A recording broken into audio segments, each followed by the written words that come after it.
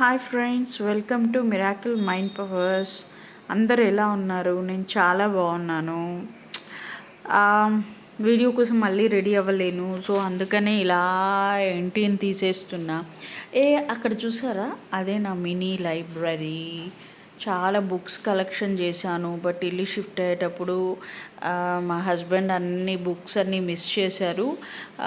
చాలా ఫీల్ అవుతున్నాను, ఎందుకంటే నా 10 years బుక్ కలెక్షన్లో only 20% of the book collection మాత్రమే మిగిలింది, ఎందుకంటే మిస్ చేశారు కాబట్టి. సో ఏ వస్తువు అయినా మీరే జాగ్రత్త చేసుకోండి ఫ్రెండ్స్, ఒకరి మీద డిపెండ్ అవ్వద్దు. అందులో ఇల్లు షిఫ్టింగ్ అప్పుడు టయర్డ్ అయిపోయాను అని మాత్రం వదిలేసి రాకండి, ఎందుకంటే మనం కొన్న వస్తువు కానీ మనం కొన్న బుక్స్ కానీ ఏదైనా దాని వాల్యూ అనేది మనకే తెలుస్తుంది.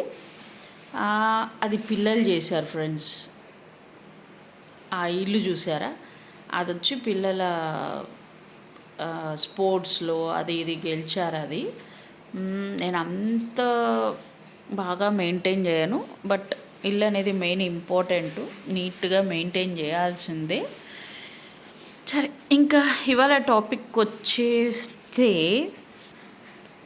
ఇవాళ టాపిక్ ఏంటంటే, అసలు మనం ఎందుకు లో ఎనర్జీగా ఫీల్ అవుతాం?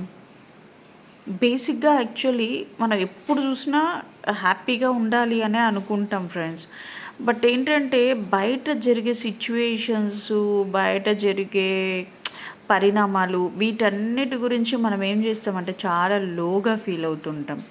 అప్పుడు నేను చేసే పని ఏంటంటే, మన చిన్నప్పటి నుంచి హ్యాపీ మూమెంట్స్ ఉంటుంది కదా, అవన్నీ రీకాల్ చేసుకోవడం చేస్తాను నేను.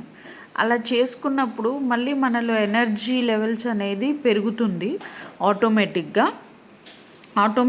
పెరిగి మళ్ళీ మనం రీబూట్ అవుతాం ఫ్రెండ్స్. సో మీరు కూడా ఎప్పుడైనా లోగా ఫీల్ అయ్యారంటే don't take any decision, just మీరు హ్యాపీగా ఉన్న మూమెంట్స్ని రీకాల్ చేసుకోండి, కంపల్సరీ మీరు మళ్ళీ రీబూట్ అవుతారు ఫ్రెండ్స్, సరేనా? కానీ తొందరపడి ఏ డెసిషన్ తీసుకోకండి. ఒక్కొక్కసారి మనకి పిచ్చి పిచ్చి డెసిషన్స్ వస్తూ ఉంటుంది మైండ్లోకి, అవన్నీ మాత్రం మీరు తీసుకోకండి, సరేనా?